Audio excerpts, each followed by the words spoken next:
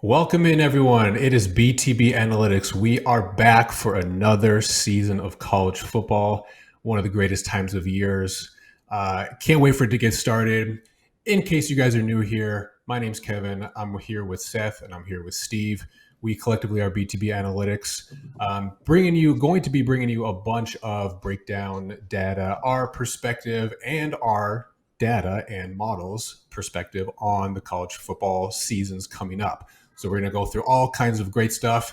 And before we get started, again, I want to remind everybody, if you're new here or if you're not, welcome back. But if you're new, please hit the like button. Please hit the subscribe button to our channel. It does us a world of good, and we would appreciate it greatly. So, boys, it's been a while since we've been back talking shop. So glad to have y'all back with us.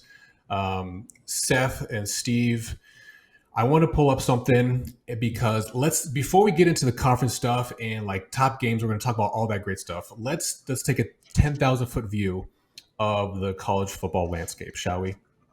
So I want to pull up our what we kind of call our matchup map here, and this is our analysis based on projected offensive and defensive output and where we think these teams are. Seth, I want to bring you in first, man. Let's break down just a couple of things, like big picture view. I mean, what are we looking at here? So just keep it simple, keep it straightforward. How does someone seeing this for the first time break down this information, this chart? Yeah, so basically on your x-axis, you're looking at offensive production, where you want to be more on the right side. You can see a lot of your high-powered offenses. And on the left side are less powerful offenses or bad offenses. And then on the y-axis, up at the top, you have your Penn States, Iowas. Those are good defenses. And then at the bottom, we're talking your worst of the worst defenses. So that bottom left corner there, that is where you don't want to be, right? That is bad offense, bad defense. But that upper right quadrant, that's where you want to be. Good offense, good defense. And just to peel back the curtain ever so slightly, when we look at something that says offensive production projection, what goes into these projections that plot these teams where they actually are? Yeah, no, that's a really good point. So we have a number of different statistics that we've been working really hard on the offseason to kind of perfect, but we're mostly looking at weighted EPA, echo rate, success rate, a lot of the major predictive statistics, and these things will tell us on a play-by-play basis how good an offense or a defense is. Okay, makes sense. Yeah, so this will be updated by us as the season progresses and as kind of data rolls in, the results of the results, and we'll see kind of how these teams shift throughout the graph. So this is going to live on our website, guys, btb-analytics.com. You will be able to see this up for free every single week. So that's something we want to make sure you guys can take advantage of as you're thinking of handicapping your own games or just how you are viewing the games and how it kind of juxtaposes with the actual data here. So, all right, that's a pretty high level view. Again, you guys can check it out on our website. And Steve, I want to turn to you now. So this is a fascinating season because, in my opinion, the conference realignment stuff it's going to be one of the big X factors in terms of like from a fan perspective, but also in terms of the college football playoff perspective, which we will also talk about later. So we have a couple of, we have a few top matchups here that we wanted to highlight here for this upcoming season. But give me your thoughts real quick with respect to the conference alignments. Give me like one team that you think who's going into a new conference who you think is going to maybe overperform, and then one who's going to be like, wow, they should have stayed in their conference. They're about to get slaughtered. Yeah, I don't know if staying in the conference had much of a choice there, but I hear what you're saying. Yeah, I think for me, and we're going to talk about it a little bit later on in this episode, but off the jump, Arizona moving into the Big 12. I know Arizona's a basketball school, but they are going to be poised to have some big success quickly in that conference. And then one team that may underperform, I'm looking at Oregon going to the Big 10. And not that I think they're going to be bad, but that big bad Ohio State, man, that's nothing to be messed with. So we'll talk about some of our top matchups, and we'll talk about it in our conference future bets. But those are two teams on my radar. Pull up here our kind of top matchups preview here, top 15 games, and we'll break down a couple.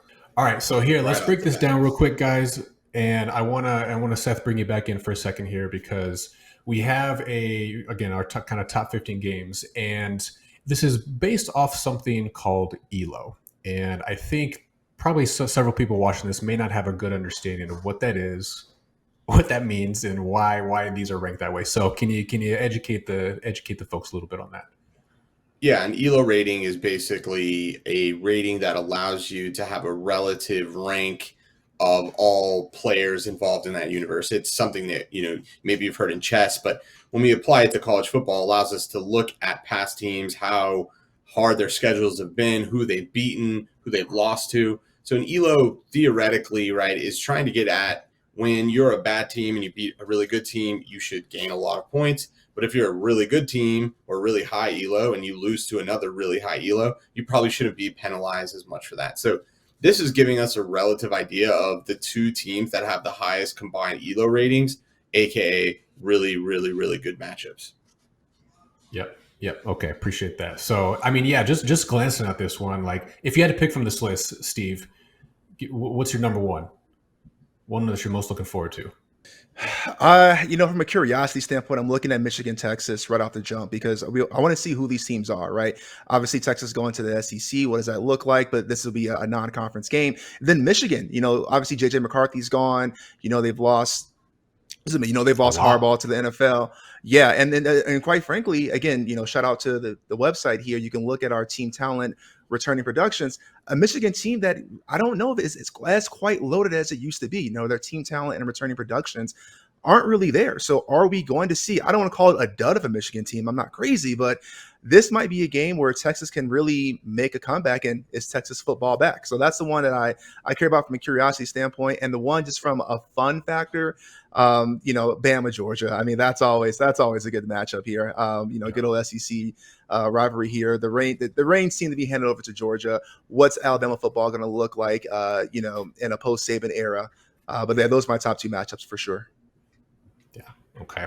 Yeah. So, again, there's a lot of great matchups because of the conference realignments and just a lot of great matchups that we're looking forward to, generally speaking. So, okay. And what we also wanted to do for you guys here, and in the spirit of breaking down some data and kind of how our numbers and our models are thinking about the teams and the seasons coming up, let's go conference by conference here. Do a conference preview.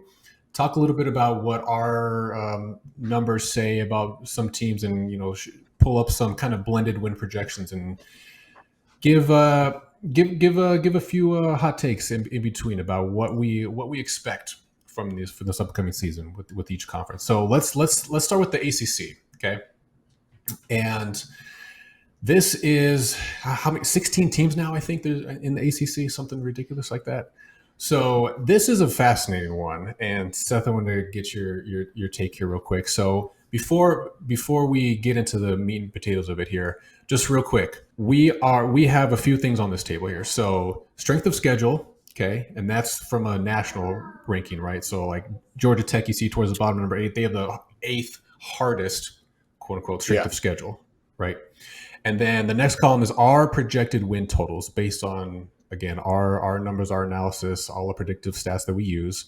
Those are the number of wins that we are projecting each team for each team. And then we pull the numbers from PFF, we pull the numbers from ESPN. And I gotta admit, I saw this today, and I'm just calling myself out. I don't know what FEI is. So FEI, I shout out. I think it's called bcstoys.com. I mean, he does a lot of analytical work, one of the major drivers in the space as far as like free power ratings. And he just released his projections today. So I thought it was timely to fit them in there. Another source of data and truth. So I snuck them in there and updated the blended wins. Fair enough. All right. And then, of course, that we kind of composite those to give a blended win rate. And then we juxtapose that against the market, the over-under for win totals. And then we have an edge for the over or for the under here. So that's going to be the kind of the framework for all the conference previews here. So Seth, I want to again start with you here. There is a very interesting team at the top of this list here. Yeah, go Mustangs. I guess talk a little bit about the Mustangs, man, and why you think they might be poised to overperform. Yeah, I mean, this is tricky. Obviously, one of the teams that we just talked about in the conference realignment there joined the ACC, obviously a step up in class. This is a team that was one of the most efficient offenses last year and actually only really struggled against a couple of really, really good teams, one of them being Oklahoma. The reality here is, can they win? Can they win the ACC? Yes. Have we bet that they'll win the ACC? Yes. The reality is the value that we're seeing, though, let's say that the market is pricing this around 5% and we give them a 10% chance to win. I mean, it's a big edge, but the reality is this happens, 1 out of every 10 times. So you want to be cautious there. I think the other things to point out there are the strength of schedule, and that's one of the major drivers. If you look at the big dogs in the ACC, that's usually historically Clemson, and then now these days is Florida State. You can see that they have much, much more difficult schedules. And so there's an angle here where SMU's, climb to the top is really them being as efficient as they were in the AAC, but then also being able to kind of have a little bit of an easier schedule and make their way to the ACC championship game. That's basically best case scenario for them. We didn't catch it early enough. The 7.5 was where this opened. I think that was an incredible bet. Unfortunately, we didn't get it. It's sitting at 8.5. It's a lot less attractive at that number. You can see the value there, but quite frankly, it's a little bit too rich for my blood. You can see that we're not all aligned here between all the different models, and I think that that's a major thing we're looking for is value, yes, but agreeance also. Yeah, that would be generally an indication that the value or the edge that we're seeing might have a little more signal as opposed to noise to it. Fair to say? Yeah, exactly. Yeah, 100%. And if you have 4 independent models that are all highly data driven and they all come to a very similar conclusion, that's a pretty big signal. Yeah. Okay.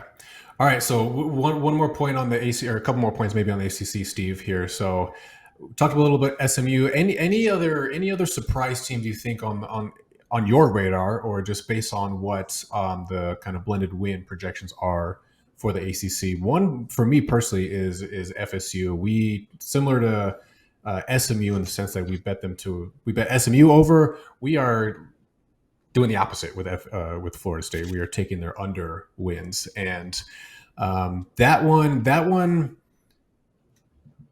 And honestly, like, we're sitting here, a couple weeks before the season, I feel really good about that one.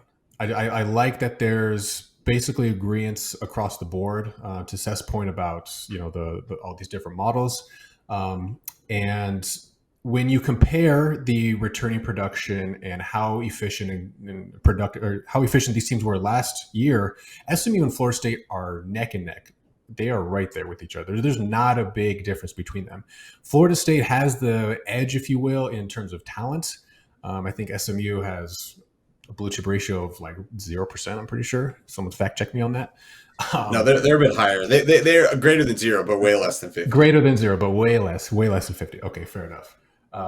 But yeah, I think talk about welcome to the ACC. Their SMU's first game in the ACC is going to be FSU. And that will be like, talk about some correlation if we were able to parlay those somehow, like over SMU and under Florida State. I tried. They won't let you do it. At least FanDuel won't.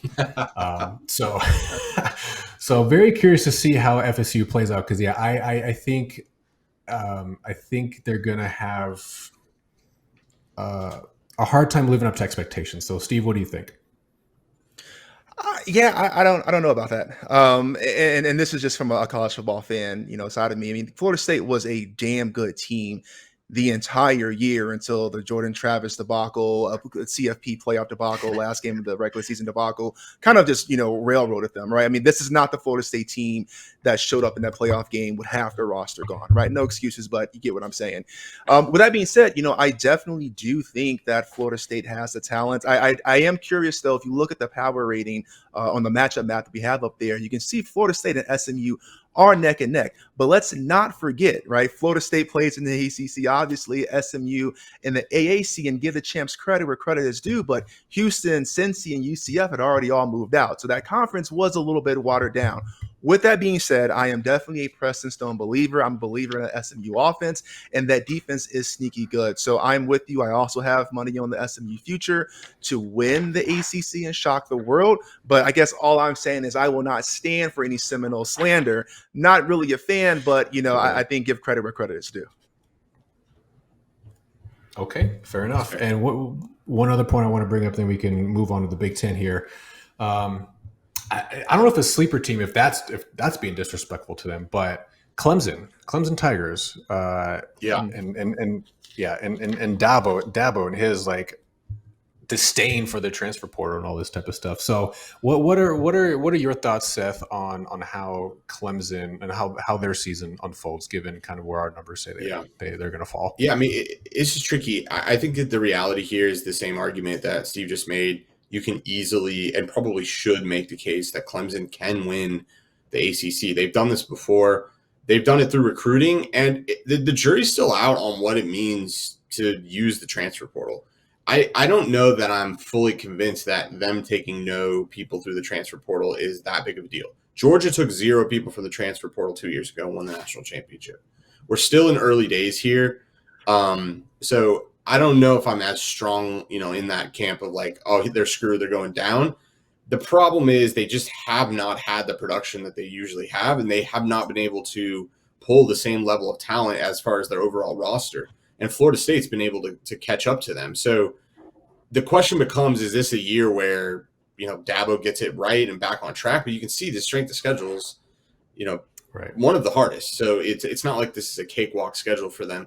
One thing I did want to say to Steve, though, I don't know if I didn't hear in your analysis, which I think is a really important thing that you left out, is who their quarterback is there at Florida State.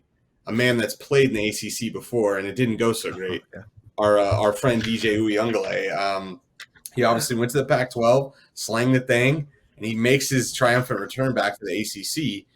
But the reality is, we've seen him play in the ACC before. Now, it doesn't have to go like it did the first time, but you tell me what's going to change.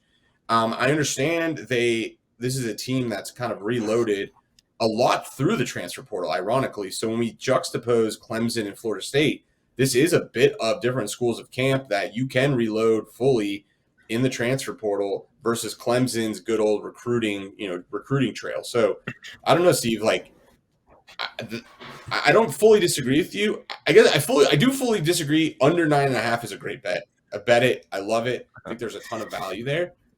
I can understand that there's still a non-zero probability Florida State can have success, but I don't know if I'm just saying, oh, easy peasy, they win the ACC.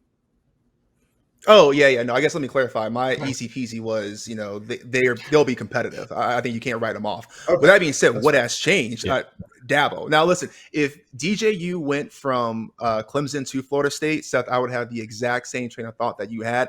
But we saw him ball out at OSU, at Oregon State University, and a team which really I did not think he would have a chance. I thought that was going to be a disaster, and I was shocked. And so it kind of makes you wonder, was it always him or was it the system? And how many times have we seen, not necessarily in college, but in NFL, where you have a player who doesn't really thrive in one place and then you go somewhere else and all of a sudden they're the man. Geno Smith, comeback player of the year, right? So, jury's out. Again, I'm not saying I'm running and buying some Seminole, merch and, claiming my FSU fandom, but I do think they'll at least be competitive, and I would be shocked if they weren't. Now, are they going to win 10 games? Yeah, I can easily see them, the entire ACC kind of beating each other up. So I'm not quite as solid on that, but I do think they'll be in the conversation. Yeah, that's fair. All right, and to one point on the transfer portal real quick. I agree, Seth. That is one thing that I think in the coming years we're going to see some really fascinating analyses come out about the impact of it, really, because 2 or 3 years now running, it's broken the record for how many kids are in the portal. I haven't seen any numbers since May, but there was over 3,800 names in the transfer portal as of May, which is nuts. Yeah, bonkers, right? The other part of the coin, or the other part of this analysis that is going to make this all so tricky, is not all transfers are created equal, right? There's a whole different number of reasons why someone is not doing well where they are, and then they go and they transfer and then they do well.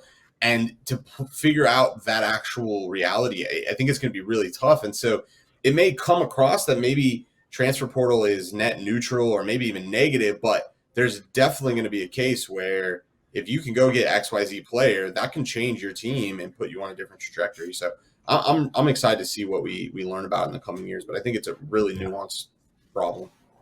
Yeah, Yeah, and I would say is. just real one quick thing, to Seth's point, you made a point about Georgia having no transfers from the portal and win a national championship. We saw the exact opposite in Colorado, where they were living in the portal and they had 4 wins. So Yeah, And more to cuts come. both ways. Cuts both ways. We'll be talking about them here in a second. Yeah, for sure. All right. Yeah. Speaking of the devil, huh? Or no, not yet. But let's move to the Big Ten real quick. All right. So Big Ten, another conference where should they ever change the name like to the Big 20 now, whatever the hell it is? Like, why even keep it there? I don't know. I digress. Big Air Miles. Big Air Miles. No shit. Yeah. No kidding. Teams making some trips, man. I'm not sure how I feel about it, to be honest. Is travel at the place where it's not that big of a deal? But I mean, some of these trips are gnarly. Yeah. Okay. Well, and I'm sorry, I don't want to tangent real quick, but can we just talk about the trips being gnarly for the football program? I mean, somebody think about volleyball. How these water polo kids getting across the country? Yeah, that's fair. Hop on the bus. Start playing virtual water polo games. I don't know. Figure it out. Okay. All right. Big Ten preview. Here we go. So I guess is this any more complicated than a 2-horse race? Ohio State and Oregon. Yes, Steve, it is more complicated. It is more complicated. Okay, tell me why. Sorry, I can wait my turn. Okay. No, go.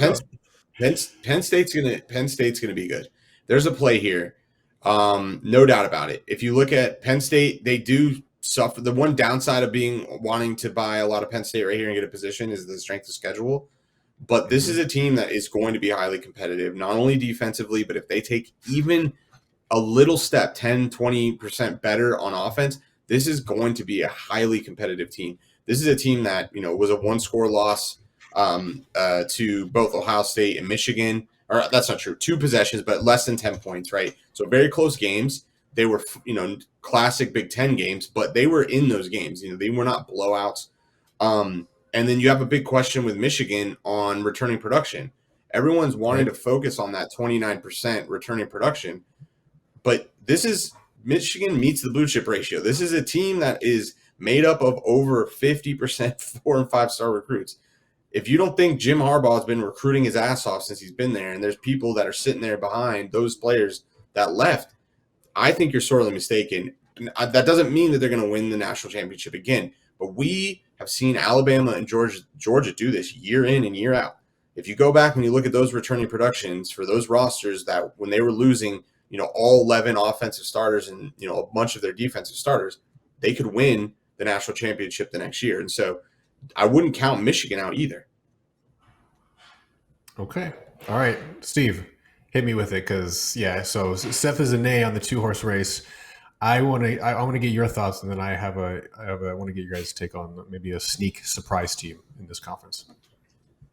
Okay. So I will say, it's a 2-horse race. No, I think anything can happen, and I think especially with the the divisions within the conference could definitely wreak some havoc. And we kind of talked about this last year, and this is something that we had talked with Bud Elliott about, and he made a good point. But can you see, and just hear me out here, all right, before you throw the fruit here, can you see a scenario like we had last year where all of a sudden, technically speaking, Iowa's still in the race and they can find a way to get to the conference game. And all you have to do is win one game, right? We talk about how tough some of these divisions are, where you have the Michigans, the Ohio States, and the Penn States all kind of beating up on each other. Meanwhile, Iowa's just, playing great defense and kicking field goals and winning games here. But, to be more serious, I do like Ohio State. I know it's part of your 2-horse race there. But what I'm curious about is we know Ohio State historically has had great quarterbacks. They'll have Will Howard coming in as a transfer from K-State. But Chip Kelly as the new OC, like what is that going to do for this offense? Right, exactly, right. This offense that has historically always been good, paired with a good defense. You look at our power rating on the matchup map, you can see Ohio State right there in the quadrant of elite where we want to be, that top right-hand corner. So I think that this Ohio State offense can be something that it's going to absolutely have to be reckoned with. And I don't know what these teams are going to do about that. So we'll see. Okay. Yeah, but my counter to that is that, sure, that's all true. But then you have Dylan Gabriel transferring to Oregon. That to me, that's that translates probably just a little bit more than a great offensive coordinator. Like you got the better quarterback, right? I mean, if we were saying Gabriel went to Ohio State, Ohio State would be a no-brainer at number one across the board, which we're seeing them in the top 4 pretty much in everybody's power rating. They're in the top 4 of our power rating, but that move by Gabriel, I think, is such a big deal to me. You're gaining so much efficiency there, and to piggyback on how efficient that offense was last year, I'm not sold that Ohio State is just this slam dunk team that's just going to roll over the Big Ten.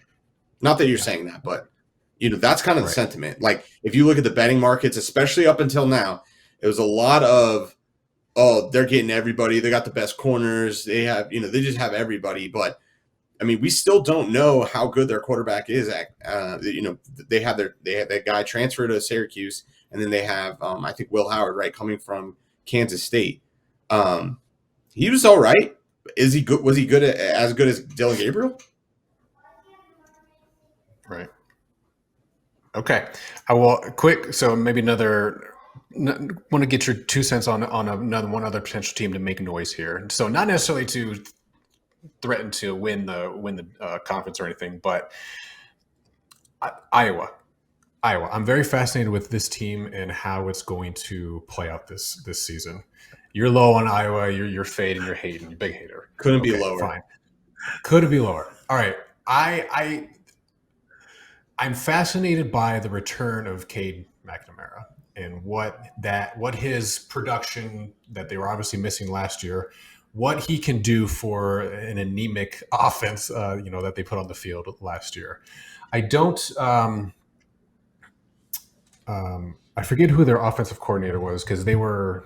I don't have top of my head, but Cade McNamara's presence alone, and the fact that just glancing at their schedule, they play Ohio State. We talked about Washington maybe not being as potent as they were last year, but beyond that, like their schedule feels very manageable, and they eked out 10 wins last year with that freaking reject cast of characters on offense. I think his presence, Cade's presence is going to account for enough to get them at least over their win total. I'm not going to say again that they're going to threaten for the conference title or anything, but I think over 7.5 and the uncertainty around him, like that, if I had to bottom line this, like the uncertainty surrounding his this team and his return, I think gives me a little bit of hope for them. But if you're going to buy uncertainty, I'm much more wanting to be a buyer in Nebraska or Wisconsin, where that this team got better, that what they're putting on the field offensively is better, versus just hoping that McNamara's okay. And based off of their latest practice, it doesn't look okay. It looks worse. Now, I will concede. How about practice? We're talking about practice. That's all we got to talk about right now. But I'll concede to you this. I mean, they were playing a third-string quarterback that was truly third-string. This dude didn't even find a home in Division I football. I think he ended up going to Division III football. That's who you had starting at quarterback. So, okay. But the reality is you have a second year with Fickell. You have a second year with Nebraska's head coach. You have them signing the best incoming freshman, and he's poised to start. To me, at that 7.5 number, you can get Wisconsin at 6.5. There's much more upside to the variance factor than you're getting with Iowa. If you see, our model's the most generous model, giving Iowa 7.7 wins. Everybody else is below the 7.5. To me, if you're going to put a gun in my head and say you got to bet a 7.5 in the Big Ten, which is really the Big 16, then I would rather take Nebraska personally. Okay. Fair enough. And so to be clear to everyone, I don't think we have, correct me if I'm wrong, guys, we don't have any official plays that we've locked in for win totals in the Big Ten, correct? Not in the Big Ten. Not that I have. Purdue, yeah. Purdue there, you'll see anybody like, oh, I see an 18. Why didn't they talk about that? God bless. That's all I have to say. If you go look at that schedule. God bless. Actually, I saw one of the cool things that FEI does, if you guys go to that website, I highly recommend checking it out. One of the cool things that he does that's unique is he outputs what the rank of a schedule would be if the team was an average team, a 1 standard deviation better than average team, and then a 2 standard deviation better than average team. And Purdue, their schedule is so hard that they become the number 1 toughest ranked schedule, or hardest schedule, if they were a 2 standard deviation better than average team. That's how hard their schedule is. They pretty much play everybody that's good in the Big Ten. So it's just a God bless. And then if you're looking at their talent numbers, if you look at their talent numbers, like it's not a team. Like, we're going to talk about Florida here, and you're going to hear basically a very similar case, but with an opposite, bet. But you're not betting on one of the most talented rosters. You're betting on a bottom tier talent, and I think because of that, it's too rough of a bet, even if there is value. Okay, fair enough. I won't fight you anymore on it. All right, let's move on, baby. We covered the ACC, we covered the Big Ten. We are on to the Big 12 here. So this one also, in my opinion, this is what I'll call the most wide open, the most messy conference, if you will. I agree. I think that, with a lot of new teams coming in, and let's just not bury the lead here. I mean, we have to we're just not going to bury the lead here.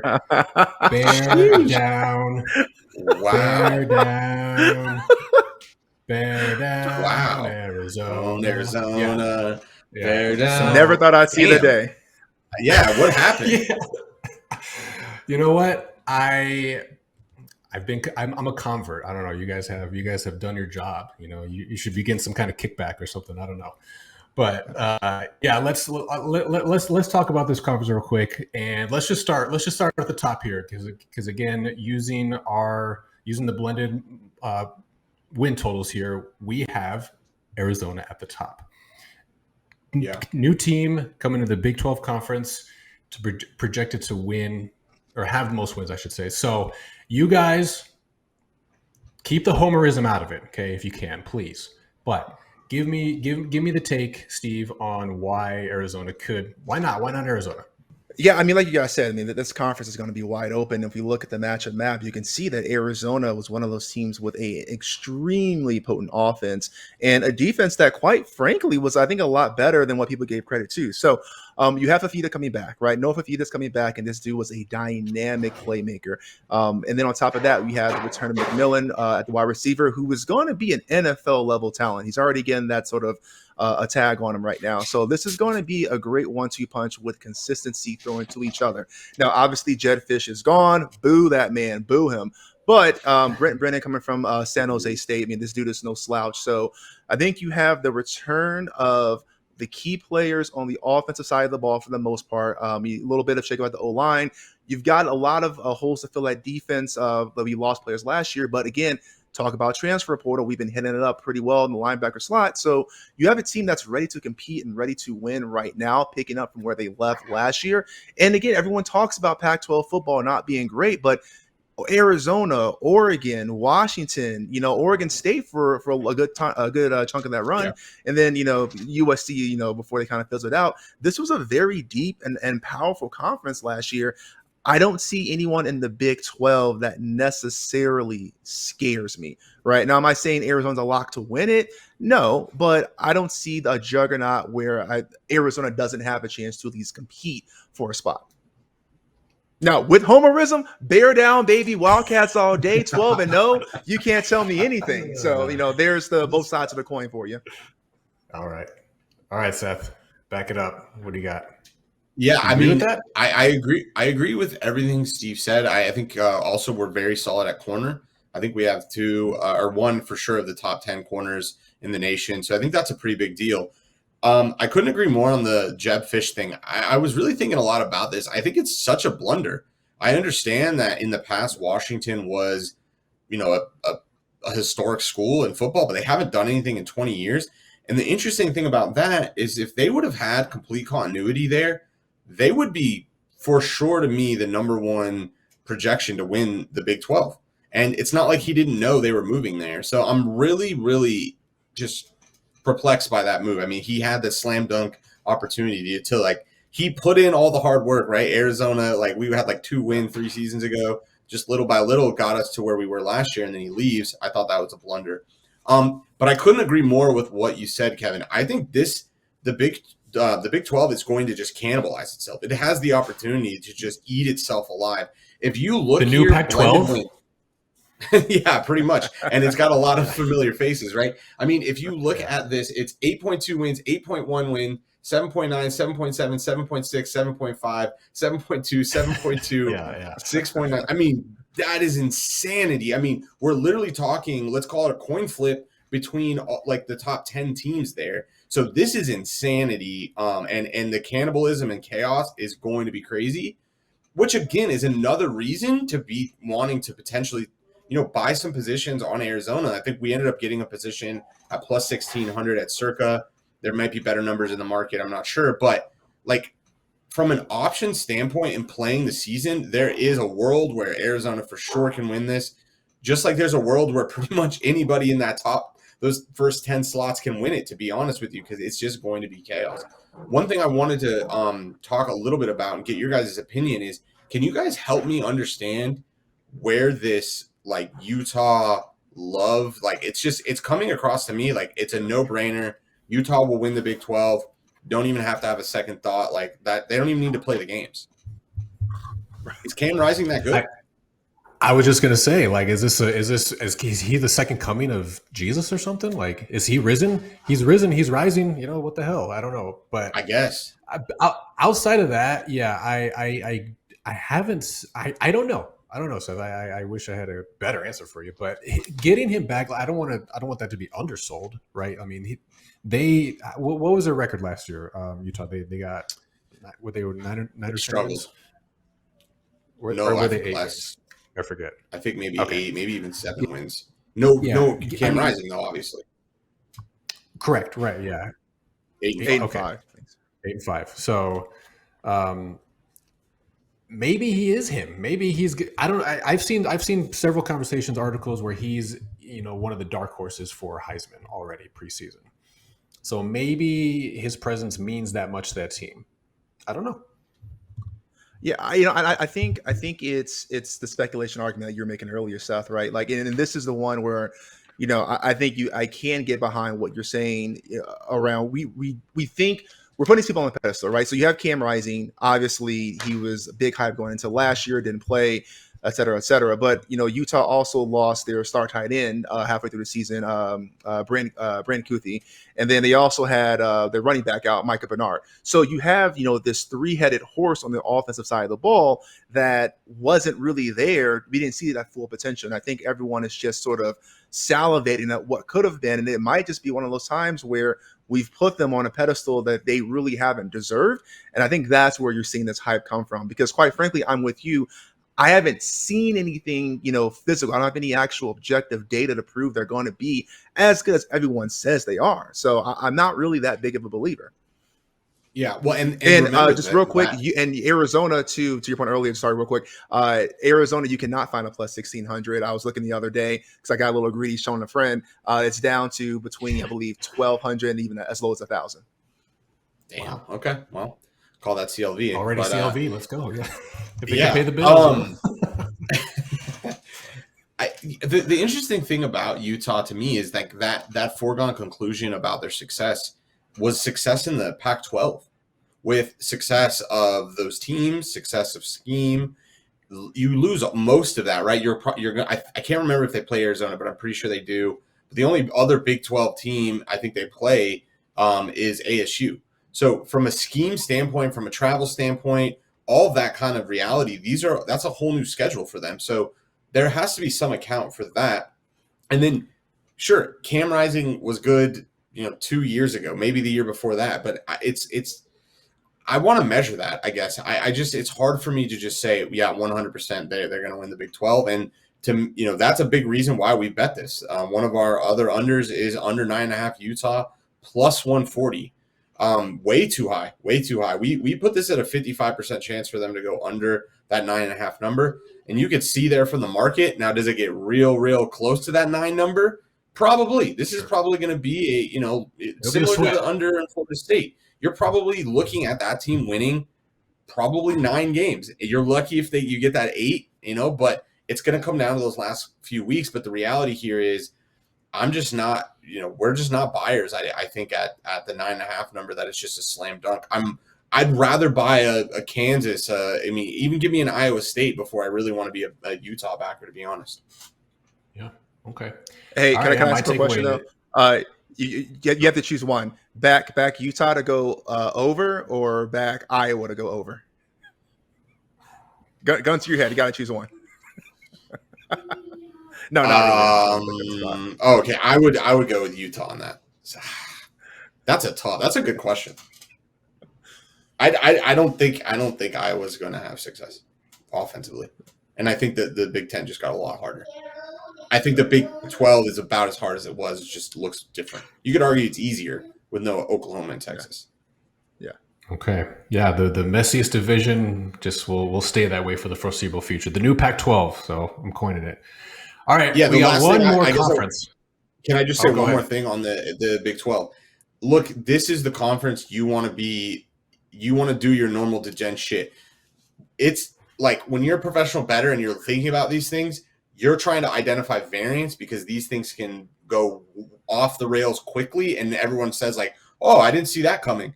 This is the conference you want to be targeting degen bets. UCF to win the Big 12. Almost pick a team. BYU if you want, ASU if you want. Like there's not that much has to go crazy, and you could see some wild stuff. Now, could we see a Kansas State, Utah, Big 12 championship? Yes, we could see that as well. Sure. But it is forecasting out that this is going to be cannibalism 101, and you're just going to see wild shit. So make sure if you're a big UCF backer right now, go buy some futures and play those options, and you'll be able to for sure hedge out if they see some early success. You'll be able to lock up profit. Yes, word of the wise. Don't be afraid of variance. Don't be afraid of uncertainty, especially if it means especially in the Big 12. Yeah, especially if you can quantify some of it. So, all right, we got one more of the Power Four to go, boys. The SEC, the big bad SEC. All right, another interesting one for a couple of different reasons here, but I'm hesitant to say that Georgia is just going to run away with this again. I think Texas. I'll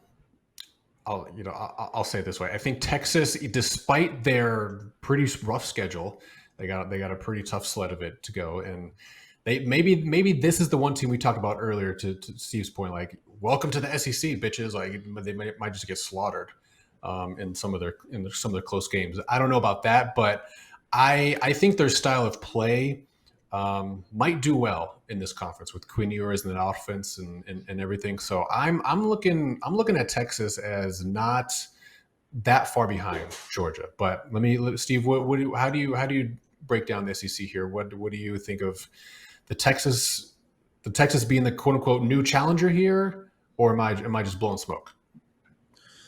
Yeah, I mean, you look at this Texas team from last year. I mean, they really, should have beat Washington in the playoff, right? And they didn't, and no excuses. So, is this a team that is ready to compete today? 100%. Yes. They got the Quinn Ewers there. They got Archie Manning in the backup.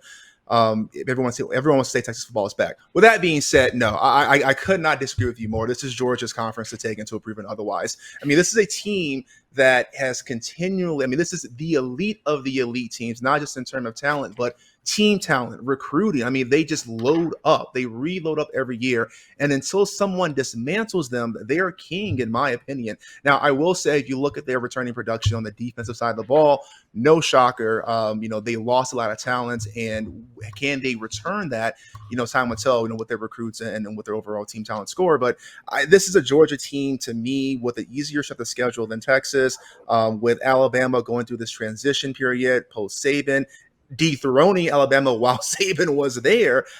You can't, Kanye West, you can't tell me nothing. I could be wrong. I fully accept that, but that's just my belief there. We see maybe on that a blended win of 10.5 wins. I think SEC is theirs. Just one quick point that I want to get to you, Seth. But to the note about strength of schedule, while Texas top to bottom has a tougher schedule, I think Georgia actually has the tougher road schedule. However, they have to go on the road and play Bama, Texas, and Ole Miss. Texas avoids. I think they only have two, or no. I had it written down. I can't find it, but anyway, I think the road schedule. If you get a little more granular with the strength of schedule thing, I think if you look at that, Florida's a road game for a neutral site game for Georgia, Florida.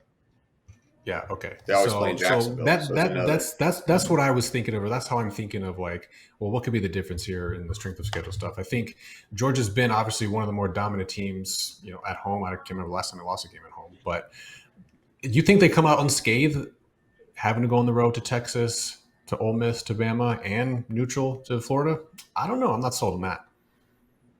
I'm sorry, real quick. You can convince me on a road game blunder, but don't you dare throw in could they lose to Florida in Jacksonville because it's a neutral game. I'm not buying Blame that. Seth for that one. No, I was just pointing out that that's another game that they have to play on the road. No, yeah. Like my beef is not with Seth. Lose a home game. Oh, okay. One thing I want to challenge you, Steve, is Georgia has done it, but I mean, when the whole question, I'm still a little bit perplexed by this. Can Texas play SEC ball? They went into Tuscaloosa and beat Alabama last year with Quinn Ewers at the helm. That is literally the epitome of SEC ball. And remember, that was with Nick Saban. So I'm not as concerned that Texas can't be competitive. I'm just not. If we look at that Washington offense, we look at their per play metrics, this is one of the most efficient offenses in the league last year. They beat Oregon twice. So, I'm not sure that I make that big of a deal of the Washington loss. The teams that I'm, looking at in the SEC that I think I'm very perplexed by, Ole Miss. I could not be more of a seller on Ole Miss. Everyone is putting them in the playoff. Everyone's putting them in the SEC championship game. I mean, I could not disagree more. This is a team that was last year. This is a team that was just a bit better than average. And on offense, and then on defense, they were basically average. So I'm not a big buyer here. In fact, I want to be a seller. If I could get it under 10.5, I would be at the counter tomorrow. The 9.5 is a little bit marginal. We show about a 4% edge on betting that under. But if you look across the board, our number 8.8, PFF 8.3, ESPN 7.9, FEI 8.1. I mean, everybody's clearing way under that 9.5 number. This is a team that filled in a lot of their gaps via the portal. And again, we talked about earlier in the show, is that a viable answer? I don't know. I don't want to claim that I do know. All I can do is point it out. And if you actually look at their overall roster construction, this isn't a team that's jumping off the page to be one of the best teams in the SEC. Who do I think will win the SEC? I think no matter what, whoever wins is probably only going to have 10 wins. I think that this is not as crazy as the Big 12, but I think there's going to be losses here. This is just too stacked of a conference, too stacked of a schedule. I mean, Kentucky's good. Florida's good. If you go look at the recruiting numbers and talent on those rosters, even though they're supposed to be, bottom of the SEC, they're still top talent in the nation. And so I think maybe Georgia does lose in Jacksonville. I mean, I know it sounds crazy, but the reality is I don't think anybody's going to the SEC championship 12-0. Yeah, not only that, I would not be surprised too if you see a 3-loss team from the SEC make the playoffs as well. I think you could argue that here and the Big Ten. Like, there's just so much talent and competition in both of those leagues, and a lot of the teams have to play each other. Like, I don't know that it's not the old 14 playoff days anymore. Like, losses are going to happen, and that might be okay. All right, so that makes a lot of sense. And then I know one of the other plays that we're on for futures in the win totals market is Florida. Yes. Yeah. And kind of going against the grain, I'll say. Everyone is like, oh, fade the shit out of Florida because of their schedule. Like, they have the most brutal schedule. Almost a consensus. Like, no, everyone, we have them at this number 2 a worse schedule. I But think who's everybody? Because if you look at any of the reputable models, they're all sitting around that 5.5, 6 number. We'll even round down to 5.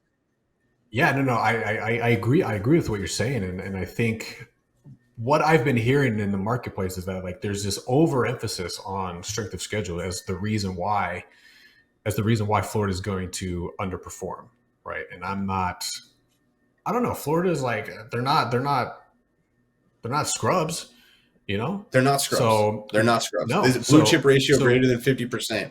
They have a higher than average returning production. Second year for Mertz. I mean, the list goes on and on. They could cover this 4.5 games in the first 5 games. I mean, week 1, I believe they play Miami. It's a 2-point spread. This is beyond a coin flip game. Like, well, right. It's not beyond. It's a coin flip game. But this is a team that very easily could cover this in the first 5 or 6 games. Now it gets much tougher after those 5 and 6 games. I'll be the first to tell you. But I mean, this is for sure. Just you have to like look behind the curtain. I understand you see the number 2 strength of schedule, and it sounds horrible.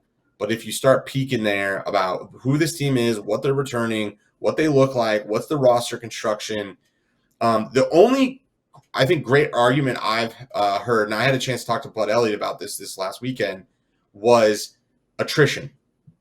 So the problem when you play the second hardest schedule in the SEC is you could easily lose, some key players, and then it makes it a lot harder to cover that number. So that's something to, you can take into account, and I can't discount that. I think it's a good point, but I have no way to forecast that. You could try to, bump numbers down based off that. But again, if you look at most of the models, they're actually making this number 6 wins. So 5 you cover if you take the 4.5. So I think it's a really good bet. I would bet it all the way up to minus 150, but you can, minus 160. You can get 152, I think is the best in the market right now. I think it's a good bet. I think I actually paid minus 154 for it. So I even got a worse number. I like it, 4.5. I think it's a good bet. Don't be afraid by that 2 overall strength of schedule, in my opinion. Yeah. All right. Buy low spot. I like it. Whew. All right, boys. Power 4 has been previewed, so it's gonna be a wild ride. I do want to wrap up with a discussion on the college football playoff and the new scenario and the new format. So 12 teams now, and I think they're already talking about 16 teams or something ridiculous already. So, Seth, I want to turn it over to you real quick. So give me your visceral thoughts or kind of your analysis on what you expect with this playoff. Yeah, so I alluded to, I was able to go to a convention but we were at Bet Bash this last weekend and had a chance to kind of meet with Bud Elliott and hear a seminar by him. And one of the interesting things that he had pointed out is this new structure really ends up being a really interesting situation. And what we want to focus in on here is specifically the 5 and 6 seed. So the reality is what's going to happen here is the 1-2 seeds will be the winner of the SEC or the Big Ten. And you can flip-flop those between 1 and 2, which one will be which. And then seeds 3 and 4 will be the winners of the Big 12 and the ACC. Why this is important is if you look at then slots or seeds 5 and 6, what this is really showing and what is highly probable is what these teams are going to be are the runner-ups, therefore, of the SEC in the Big Ten, aka the team that loses in the Big Ten championship and the SEC championship. Why this is a really big deal is you'll see the structure is quite interesting. What that means is the 5 seed will play the 12 seed and the 6 seed will play the 11 seed. Those will be home playoff games. So if you like Georgia and Georgia loses in the SEC championship and now they're the 5 seed, they're going to be home against the 12 seed, which is going to be the G5 winner, right? So they're going to play, Liberty or, JMU, teams that they're going to be highly favored to win against. And then the interesting, additional angle is then they're going to go and play the winner of the Big 12 or ACC championship. They're going to be favored against that team. So you're looking at a team that you can really find in these 5 and 6 seeds that can find themselves going pretty deep in the playoff, kind of on accident, so to speak, But the reality is it's an insane spot to try to find a team that could sneak their way in. Teams that I've identified in this analysis trying to play this angle, and you can play this in two different angles. You can try to play this on the make the playoff angle. I'm not as big of a fan of that. I think you're better off looking for the longer odds to win national championship, because again, what you're really saying is I'm going to find a team that's going to get to the Big Ten or SEC championship game. They're going to lose, but they're going to find their way in the playoff, and they're probably going to be favored in the first two games, meaning let's say they win both of those games. Well, that's a team that is poised to really overperform whatever their odds are currently. So teams that jump out to me in the Big Ten, I think Penn State is a great example of this as a buy low spot. You can currently get best number in the market plus 2,800. This is a team that can for sure find themselves in the Big Ten championship if something happens to Oregon or Ohio State. Now, if you believe Ohio State and Oregon are the only two teams that can make it, then maybe try to find an angle there, but there's no value. I mean, you're looking at minus 650 for Ohio State to win or to make the playoff, and Oregon at minus 300. So I don't think there's really a play there. Then Michigan might be the only other team. Plus 140 to make the playoff or plus 3,500 to win the national championship. Is it that crazy if all of a sudden we see Michigan in the Big Ten championship next year? I don't know. On the SEC side, there's many more games many more teams in my opinion that meet this criteria. I never thought I'd say this, as we were kind of a hater on them all last year, but Missouri, if we could pull up the SEC projected season wins, you'll see there that we actually have Missouri projected to win a blended of 8.9 wins there. We're putting them third in the SEC. So we've talked about that this can get a little bit chaotic at the top. Mizzou has and actually as I look at it, they have the easiest schedule in the SEC. This is a team that just through schedule might make it to the SEC championship game. They play at Georgia. Yeah, they lose to Georgia, but then they find themselves as 5 and the 6 seed. Again, even Missouri is going to be favored against Liberty, period. And you're going to be able to get Missouri right now at plus 5,500 to win the national championship. So if you find yourself Missouri sitting at 6 playing Liberty week 1, that ticket's going to be worth a lot of money. And, if they win against Liberty, which they should, and then all of a sudden they're playing Arizona, shout out in the, Big 12 championship winner there, they're going to be favored in that game probably, right? So you could find yourself in the situation. So I think Missouri's a good spot. Tennessee, you could contemplate. LSU, Bama are probably second fiddle to me. And then if you're psycho, Ole Miss. But again, we already talked about why I don't really like Ole Miss. I think it's too much hype. I think you're not getting a fair number there. So Mizzou and Tennessee, I think aren't crazy. Mizzou's at the top of my list for that play. So of these two strategies, I think Mizzou from the SEC and Penn State from the Big Ten fit this to the T and how you'd want to play it as an option play, where basically you can buy really low, plus 2,800, plus 5,500, and all of a sudden, whoopsie daisy, they're in the championship game. You're getting kind of some baked in momentum where it's going to inflate the price of what those tickets are worth. So I think it's a really interesting strategy and a really interesting point that's kind of baked into how the playoffs are going to work. Yeah, it's an interesting angle for sure. New format, new opportunity. I think you gotta keep an eye out for stuff like that. So good angle. We'll keep an eye on how all that plays out throughout the season. So, all right, boys, I appreciate you guys being here. And to everyone watching, thank you again. Just a reminder, as the season goes on, we're going to be doing weekly shows breaking down the college landscapes in a very similar format to kind of what we did, except we won't go through conference breakdowns, but we'll break down matchups, we'll break down data, and hopefully give you guys an edge heading into the following week. So again, head to our website if you guys want more of the free data, btb-analytics.com, or also if you're interested in becoming a betting partner with us, those options are available for you. Seth, Steve, appreciate it. Until next time, peace out, everyone.